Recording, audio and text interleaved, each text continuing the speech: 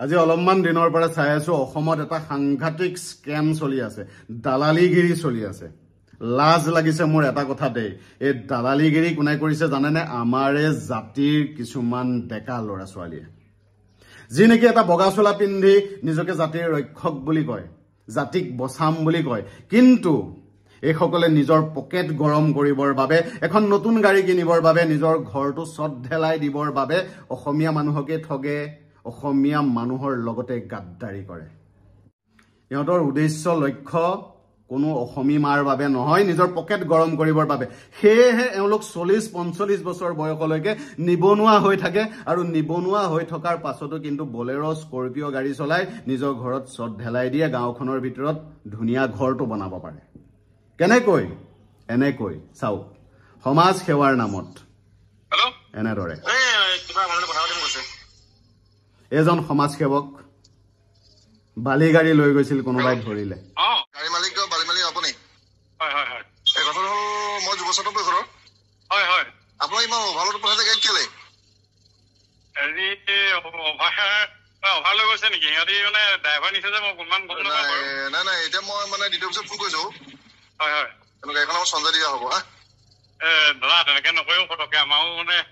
এনেদৰে সংগঠনৰ নাম লৈ সেই সংগঠনৰ বগা চোলা পিন্ধা এজন মানুহ, অসমীয়াই হয় তেওঁ এনেদৰে গাড়ীখন ৰখাব অভাৰলোড লৈ যোৱাৰ বাবে, বালি লৈ অহাৰ বাবে, বা বেলেগ কিবা কাম কৰাৰ বাবে, ৰাতি কিবা বস্তু এটা ব্যৱসায় কৰিবলৈ লৈ আহোঁতে কাৰোবাৰ পাৰ্মিট নথকাৰ বাবে এনেদৰে গাড়ী ৰখাব।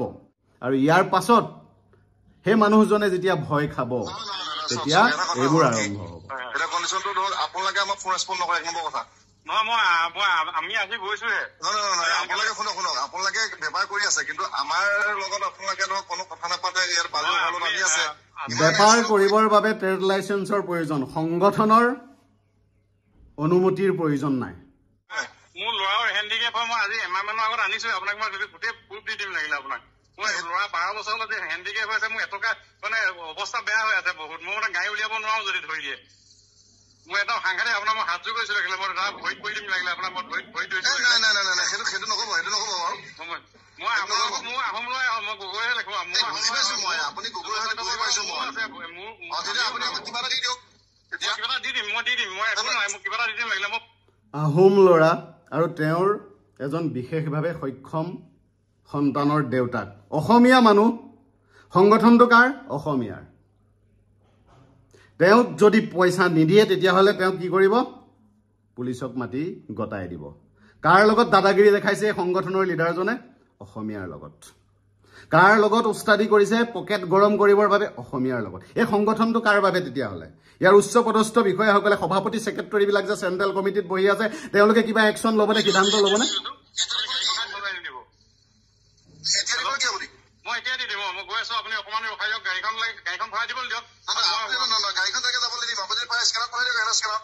স্কেনাৰত পঠাব লাগে।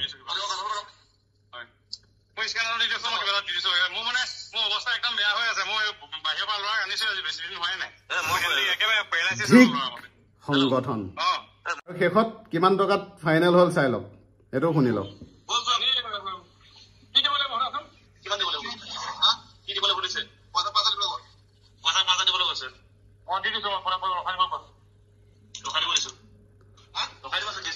পইচা 5,000 দি দিলে সকলো বালি অভাৰলোড কৰি লৈ যাব পাৰিব। পইচা 5,000 দি দিলে চুৰ কৰি লৈ যোৱা গৰুৰ গাড়ীখন লৈ যাব পাৰিব। পইচা 5,000 দি দিলে যি বেয়া কাম কৰিছে সকলো ব্লেকৰ পৰা হোৱাইট হৈ যাব। এই সংগঠনৰ লিডাৰসকলে এনেকৈ অসমক বচাব, এনেকৈ অসমীয়া জাতিক উদ্ধাৰ কৰিব। মই সংগঠনসমূহক সন্মান কৰোঁ, সদায় সন্মান কৰোঁ, আমাৰ আৱেগ আছে, কিন্তু এনেধৰণৰ চোৰবোৰ যেতিয়ালৈকে সংগঠনত থাকিব, প্ৰত্যেকজন অসমীয়াই সংগঠন বুলি ক'লে কেৱল চি বুলি ক'ব। পকেট গৰম কৰিবৰ বাবে আমাক সংগঠন নালাগে, চোৰ দগবাজ দাদাগিৰি কৰিবৰ বাবে আমাক সংগঠন নালাগে, অসমীয়া হৈ অসমীয়াক লুটিবৰ বাবে সংগঠন নালাগে।